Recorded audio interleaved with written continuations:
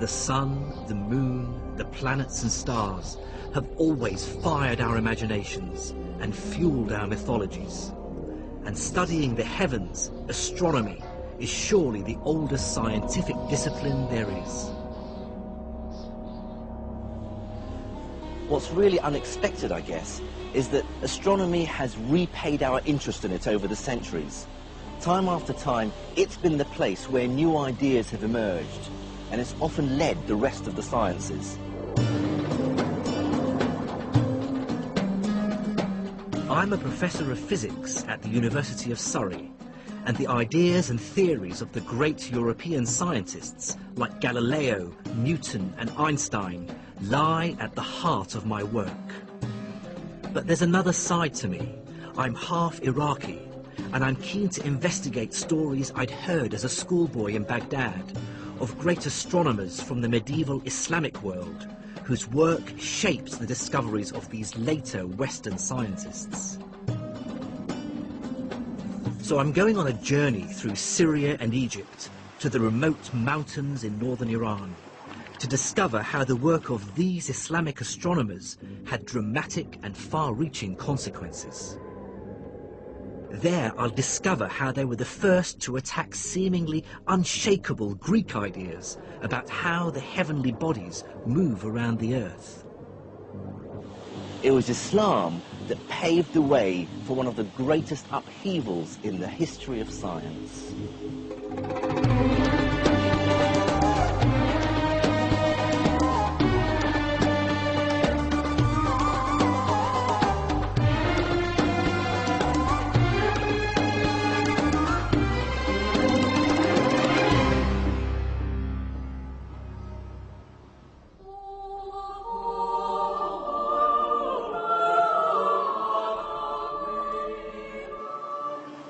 This is the University of Padua in northern Italy. I'm here to see incontrovertible evidence that one of the greatest breakthroughs in European science links back to the earlier work by Islamic scholars. Because it was a news one that at that time... Astronomer Dr. Luisa Pigiotti and I are climbing up to the 18th century observatory. At the top, she promises to show me one of the most important books in scientific history. So, what do we have here?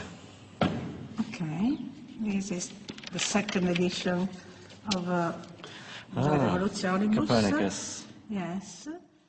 This is De Revolutionibus Orbium Celestium, which was published in 1543 by the Polish astronomer Nicholas Copernicus. I'll be careful. Is it the second? The significance of this book is enormous. In it, Copernicus argues for the first time since Greek antiquity that all the planets, including the Earth, go around the Sun. For thousands of years, everyone had believed a very different view, that the Earth is static and everything, including the stars, sun and planets, move around it. And here there are all his system. Okay. Oh, there we go. And So, the system. the sun okay. in the It's middle. a famous drawing. Yes. This one. Oh yes, and there's Terra. With the There's moon. with the moon With going the moon. around it. Okay. Yes.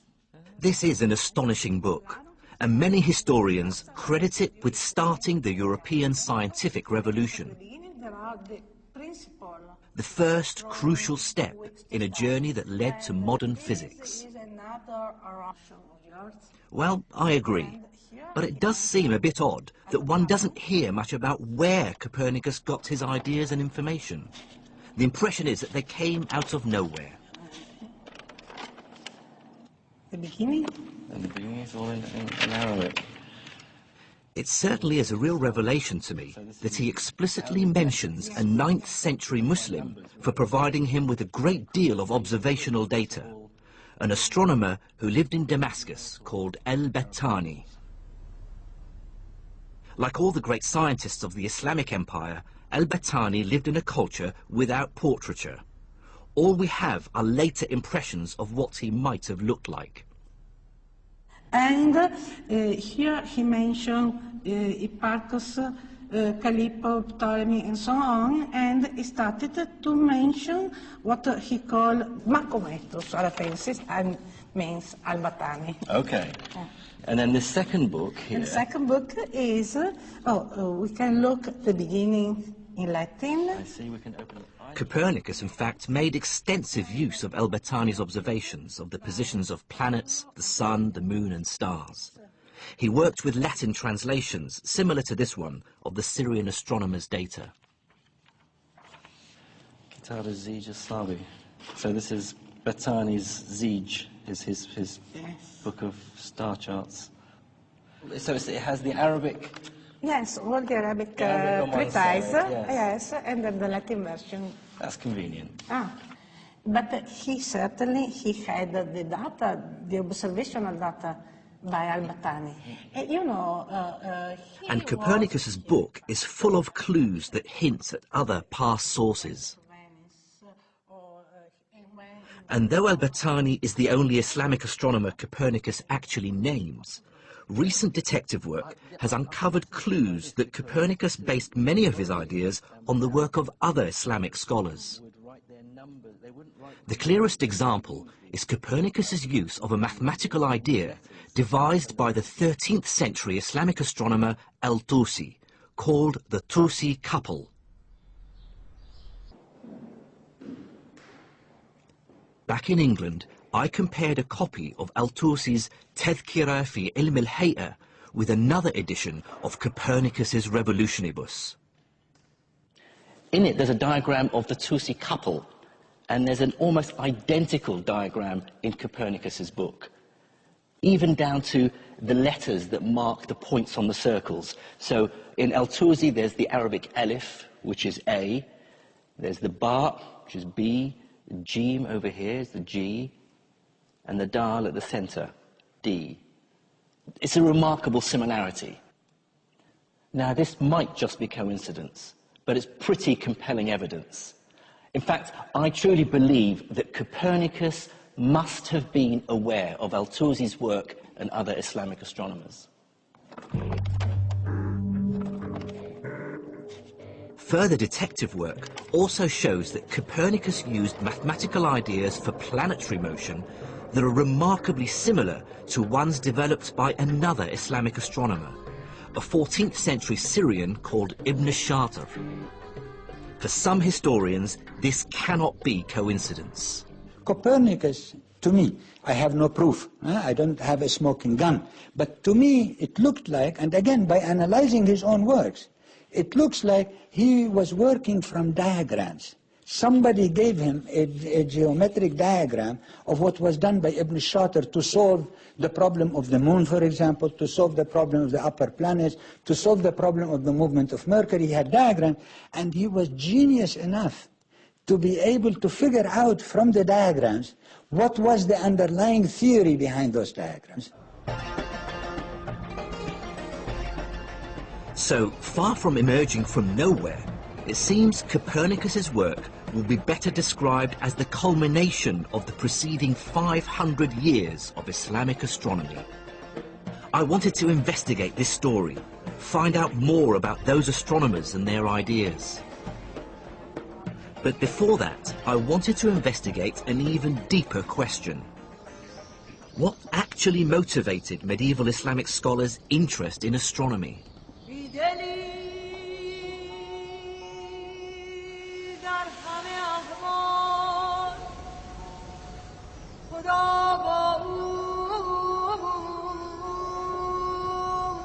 This is the Umayyad Mosque in the heart of the Syrian capital Damascus, and is one of the oldest in the world.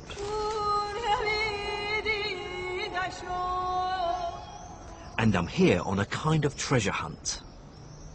Well, it says in the books that there is a sundial on the top of the Arus minaret, the bride minaret over there. So we'll see whether it is there or not. So this is Dr. Reem Turkmani, an astrophysicist and medieval astronomy expert from Imperial College London.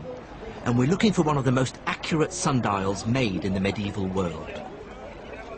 And equally exciting for me is the fact that it was made by one of the Islamic astronomers who had so heavily influenced Copernicus, Ibn Shatir. Let's see.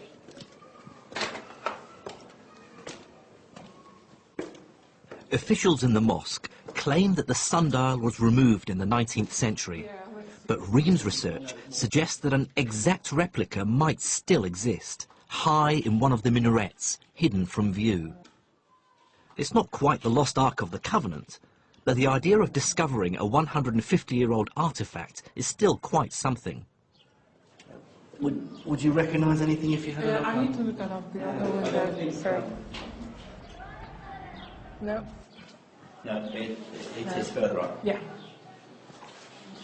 Marking time accurately is essential to Islam. The Quran requires the faithful to pray 5 times a day at 5 very precise times. At the exact moment of dawn, when the sun is overhead, in the afternoon, at sunset, and then again at the moment of nightfall. So for early Islam, an accurate sundial was an extremely important fixture in many mosques.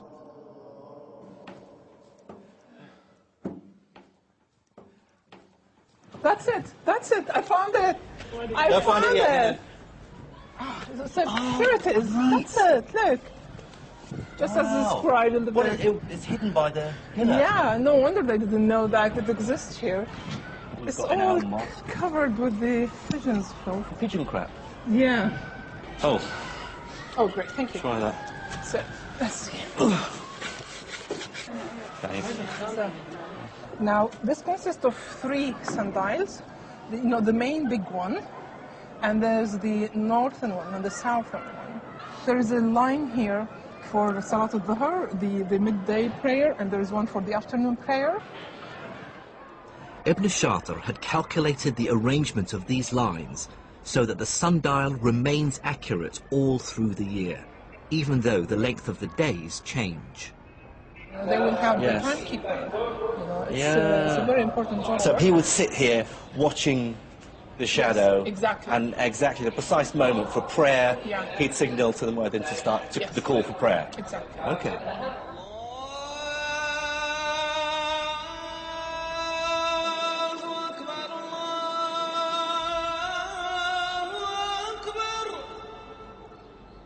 Ibn Shatir's sundial, accurate to within minutes, really showed me how Islam required its scholars to make meticulously accurate observations of heavenly bodies.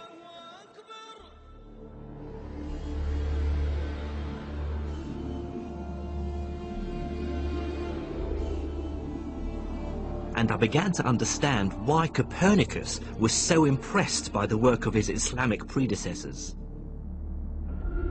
They really brought standards of accuracy and precision to astronomy that were unheard of before. They'd calculated the size of the Earth to within 1% and created trigonometric tables accurate to 3 decimal places. And when I met up with Reem Turkmani again on Mount Qasyun outside Damascus, I was to hear about the Islamic astronomer who personified accurate observation, the man whose astronomical tables and measurements Copernicus explicitly makes reference to, Al-Battani. Born in 858 in southern Turkey, Al-Battani made accurate astronomical measurement a personal obsession. The story goes is that Al-Battani used to observe on this mountain here, in this observatory. Over 40 years, from 877, both here and in the town of Raqqa, Al-Battani's great project was to work out as accurately as possible the length of the year. This is a copy of the original manuscript. Okay. So I'll show you the chapter at which he explained the length of the year. Okay? The chapter 27. So he first started here by citing the ancient values of the Egyptians and the Babylonians, right? And he gives the length of the year. Their estimate of the year was 365 days, 6 hours, and just over 10 minutes. To improve on this, Al-Battani used his ingenuity and a device like this, an armillary sphere. He used it to measure how the length of shadows varied over the course of a year. With this information, he was able to work out the precise day on which it's both light and dark for exactly the same time, the so-called equinox. And he repeated his measurements over the course of 40 years. Now, here's the clever bit. He examined a Greek text that was written 700 years earlier and discovered the precise day on which its author had also measured the equinox. He now had two vital pieces of data: the number of days between the two observations and the number of years. He divided the first number by the second to arrive at an astonishing result. A year is 365 days, 5 hours, 46 minutes, and 24 seconds. And he gets the new number, which was only 2 minutes off the modern observations. 2 minutes? 2 minutes so off only. The length of a year to an accuracy of just 2 minutes. Exactly, the one he calculated.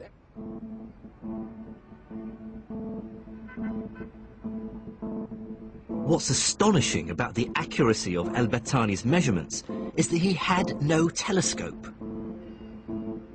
He used an armillary arm, his naked eye, and devices like this, an astrolabe. So you move the pointer and you move this disc with it to point towards the North Star. Then these small pointers here, they will give you the location of the rest of the stars and the planets. Yeah. Despite this, among his many other observations is an incredibly accurate figure for the Earth's tilt of just under 24 degrees, about half a degree from the figure we now know it to be. And he didn't stop there. He measured variations in the diameter of the sun to such accuracy that it led him to an astonishing conclusion. This distance, the furthest point the sun reaches from the Earth during the year, known as the apogee, actually changes from one year to another. Also, his tables showing the position of the sun and the moon, which is what Copernicus refers to some 600 years later, set a new standard in precision and accuracy. So Al-Battani and his fellow Islamic astronomers were clearly good observers. But so what, you might ask? Well, the answer is that their observations began to suggest to them that the prevailing Greek theory that described how everything in the heavens revolved around the Earth had some serious flaws. This Greek tradition, which had been unquestioned for over 700 years, was based primarily on the work of one of the greatest astronomers of the ancient world. Claudius Ptolemaeus, or Ptolemy, was a Greek astronomer based in Alexandria in the 2nd century AD. He wrote one of the greatest texts in astronomy, the Almagest, which was basically a distillation of all Greek knowledge on the celestial world. Ptolemy believed that the sun, the moon, the planets and the stars all sat on crystal spheres that rotated around the Earth. So the moon sits on the innermost sphere, followed by the sun and the planets, and finally a patchwork of stars on the outermost sphere. So we human beings sit at the very center of the universe, with the rest of the universe rotating around us. But as Ptolemy himself realized, there's a problem with trying to describe the heavens as a place of mathematically idealized perfect spheres. And that is that the planets don't really play ball. As they move across the night sky, they change speed, appear to get bigger and smaller, and even go back on themselves. Ptolemy tried to explain this away by arguing that the planets sat on small spheres called epicycles, which rotated around a bigger sphere called a deferent. This explained why they might look as though they were changing size, and why they sometimes even change direction. Unfortunately, that still didn't fit all the facts. It didn't easily explain why the planets appear to speed up and slow down. So, rather desperately, Ptolemy fudged his model further by moving the Earth away from the centre of the deferent and having the deferent rotate around an arbitrary point in space, the equant. But now, the works of astronomers like al-Biruni started to strain Ptolemy's ideas to breaking point. Their careful observations began to suggest that even with Ptolemy's unwieldy equants and deferents, the actual behaviour of the heavens didn't fit the data. So what do you do if you were an astronomer living in Baghdad and you have all those results on your table? The very first requirement is to say, this Greek tradition is not as trustworthy as it is advertised to be. And now, of course, they begin to say, if the fundamental values of the astronomical tradition of the Greeks, which we could double check and we found them to be in error, what else is in error? They began to question now the more basic foundational astronomical, cosmological foundations of the Greek tradition. And question they did.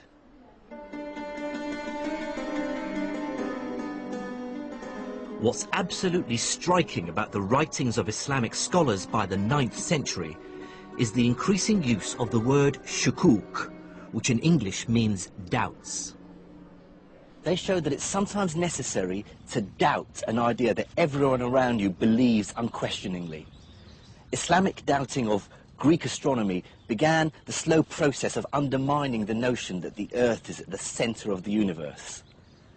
To doubt takes great courage and imagination. But if the great dialogue between Islamic and European astronomers shows anything, it's that doubt, or shukuk, is the engine that drives science forward.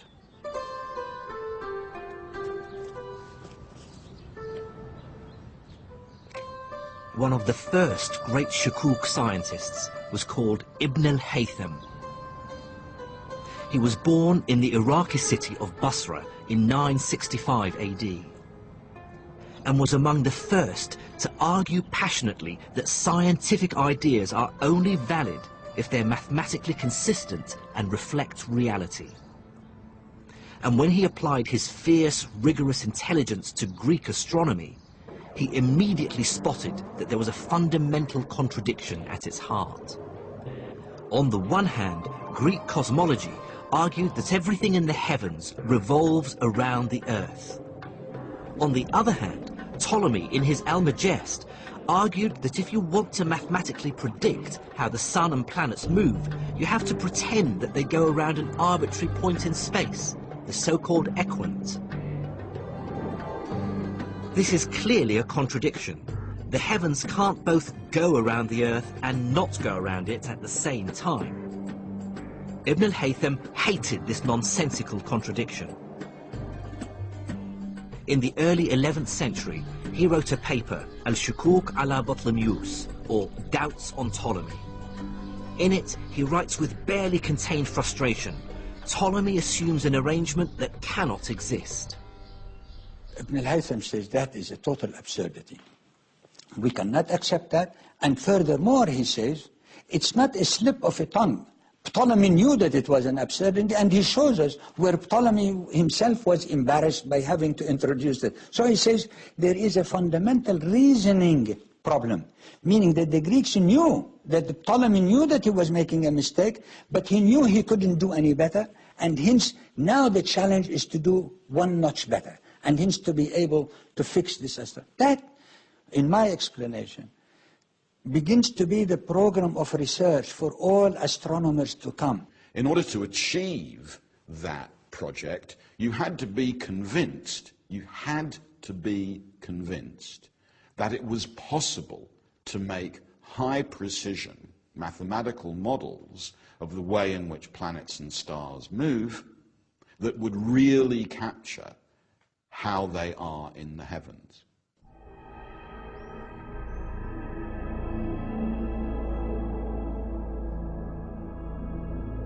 Ibn al-Haytham, in effect, laid down the challenge for all astronomers who followed, which was to come up with an explanation for how the heavens move that is both mathematically consistent and agrees with what we observe. The final answer to this would come from faraway Europe with Copernicus and others. But the next and crucial breakthrough came somewhat closer.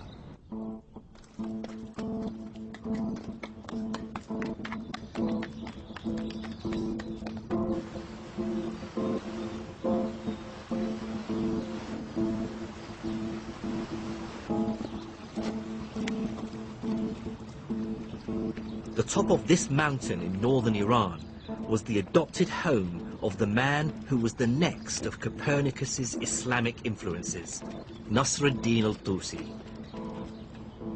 He would succeed in rewriting Ptolemy's theory, which would ultimately lead to the overthrow of the geocentric view of the universe, and so the birth of the modern scientific age.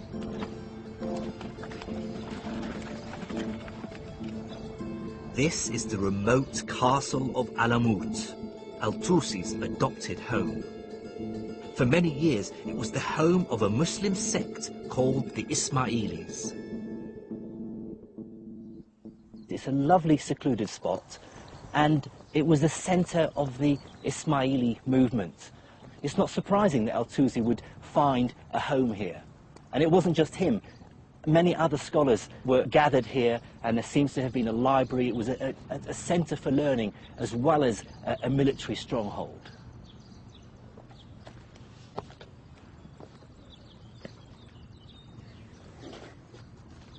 Here, this is the main gate, northern gate of the upper castle of Hassan Sabba.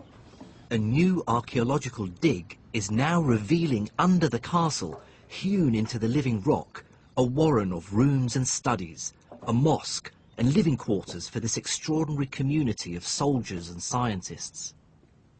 This is the court of mosque or center of headquarter of castle. And it was within these cramped conditions that Al-Tusi started his masterwork of the Shukuk, or the doubts, the Tadhkirah. In it, he finds an answer to Ibn al-Haytham's first challenge: how to eliminate Ptolemy's equant. Instead of a sphere rotating around an arbitrary point in space, Al-Tusi devised a series of two nested circles, which rotate around each other in such a way that they eliminate the equant. The nested circles became known as a Tusi couple. This is the mathematical system that finds its way into Copernicus's work some 300 years later.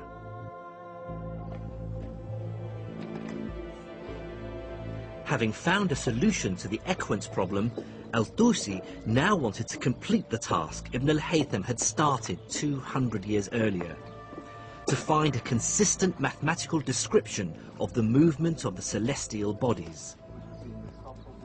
But to do that, he needed better data, which meant bigger and better equipment than he was ever going to find here at Alamut. And then something happened which changed Al-Tusi's life forever: the Mongols.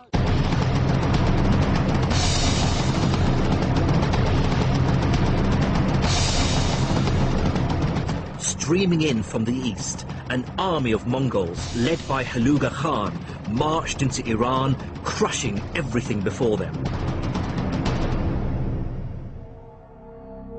By 1255, they had reached the foothills of Alamut, intent on its destruction. Then, in a brilliant piece of diplomacy, Al-Tusi managed to both save his own skin and satisfy his scientific ambition. He visited the Mongol leader and played on his deep astrological superstition. Convincing him he could tell the future if only he had new equipment, Al-Tusi persuaded the Khan to make him his head scientist and to build him just a few hundred miles away, perched on a hilltop where the air was clear, the largest observatory the world had ever seen.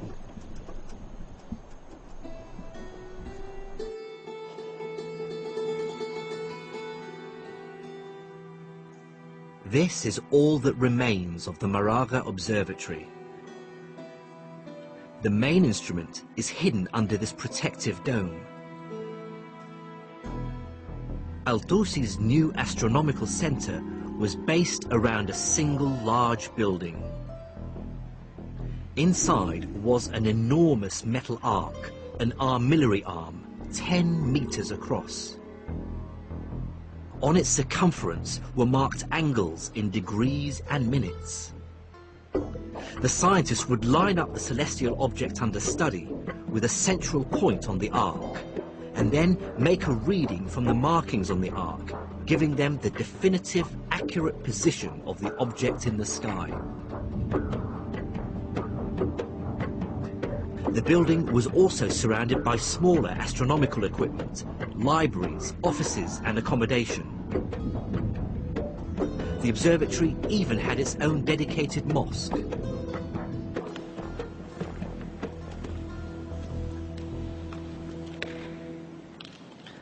I suppose it is a little disappointing that there's not that much left of the place now. So you really have to imagine what it must have been like back in its heyday.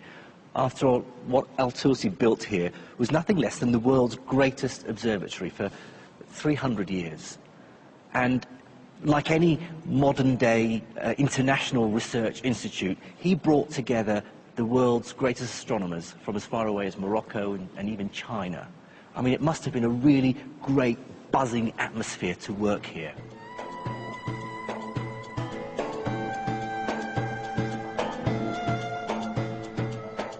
With his new observatory and world-class team, Al-Tusi was now ready to fulfill Ibn al-Haytham's dream, to try to make Ptolemy's model scientifically rigorous. First, they attacked the mathematics. As well as the Tusi couple, they invented other systems of planetary movement. And with these new systems, they were able to calculate mathematically consistent models for many of the celestial bodies. Mercury, Venus, Mars, Jupiter, Saturn, and the Sun and Moon.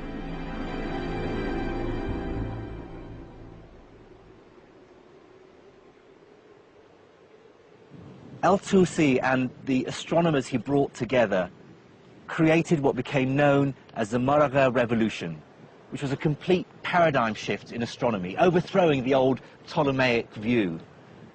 What Islamic scholars and astronomers like Al-Tusi do is to organize and make sense of mathematical astronomy at a level of unprecedented accuracy, using instruments more precise than had been built before, over longer timescales, with predictions of the positions of planets and stars that no one had previously reached.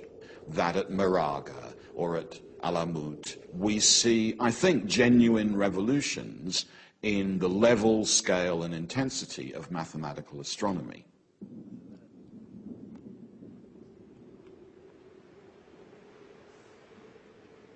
But there was still a problem. The new models were mathematically coherent, and they dispensed with Ptolemy's unwieldy equant. But they still firmly placed the Earth at the center of the universe, and that inevitably meant that their descriptions of the heavens were intricate and complicated, with epicycles, deferents, and couples. It was like some great cosmic gearbox.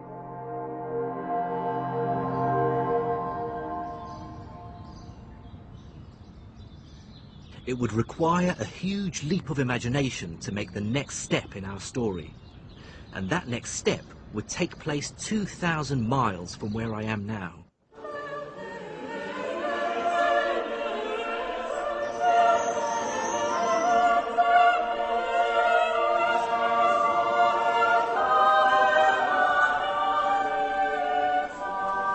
In my view, the last phase of the Maraga Revolution took place not in Iran or anywhere in the Islamic Empire, but here in northern Italy.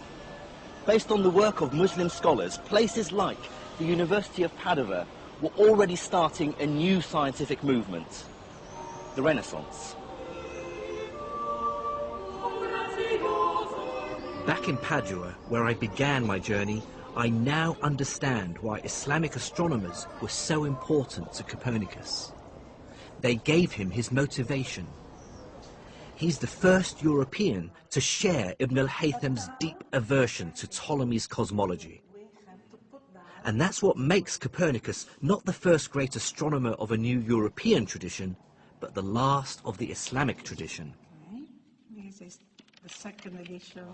As we've seen, many of the complex mathematical models Copernicus uses in his new heliocentric model, like the Tusi couple, are copied from Islamic astronomers. But more importantly, it's Copernicus's deep desire to bring mathematical consistency to cosmology that he really owes to his Islamic predecessors. Copernicus's ideas set in motion a train of scientific revelations that would eventually lead to Isaac Newton and the discovery of gravity.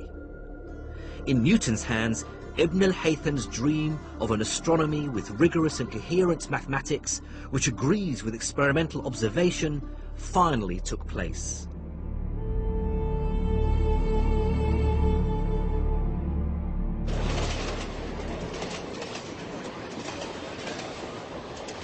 But this begs two crucial questions. Why was the great astronomical project which Islamic astronomers began completed in Europe and not in the Middle East? And how did knowledge of Islamic science get to Europe in the first place?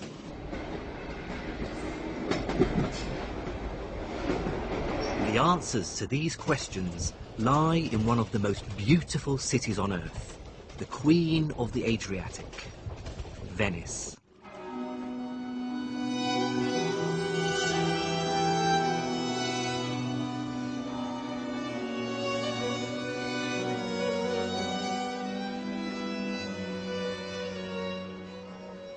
Venice was founded on a swamp off the coast of Italy and felt itself separate from Europe and not bound by its laws and traditions.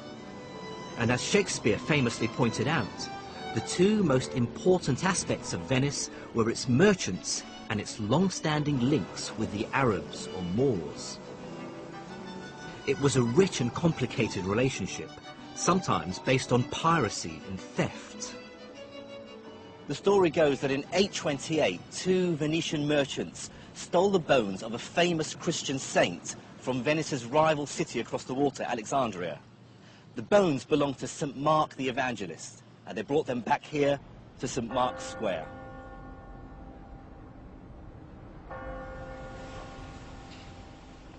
But without doubt, trade with the East brought to Venice great wealth and an exchange of ideas, customs and people, as Venice expert Vera Costantini showed me. So this is called Campo dei Mori because, as you can see, at the corners there are statues of what were called Moors. Yeah. Oh, there's another. Yeah, there's another one with a turban. The beard was recommended to Venetian merchants even when they went to the East. There were manuals written for Venetian merchants. How to blend in. How to, yes, how to be respected in the East. Yeah. Oh. As Venetians traded more and more with their Muslim neighbours, the influence of Islam was more strongly felt. Arabic coffee culture became hugely popular,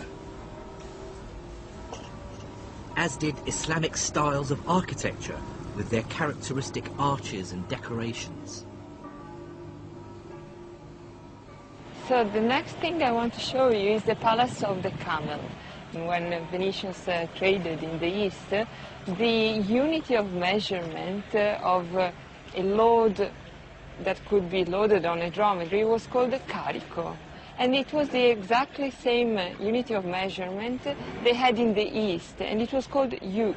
So it's not coincidence that they... No, it's not. That they actually imported that unit of weight. Yes, of measurement, of weight. And with the Arabic trade came the Arabic books. The great 9th century Arabic text on algebra appeared in Latin in the 12th century. The same century saw the arrival of Arabic astronomical tables. and in the 15th century, the famous Canon of Medicine was first published in the West.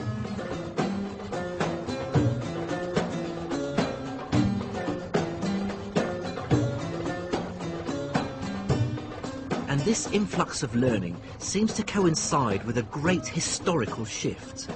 The engine of science begins to move west, from the Islamic world to Europe. That's where the great breakthroughs from the 1500s would mainly take place.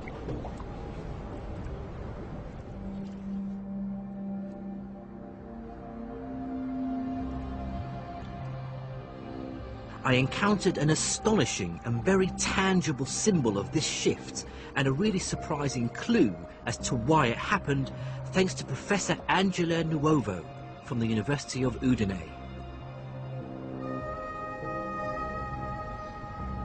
"20 years ago, in this library,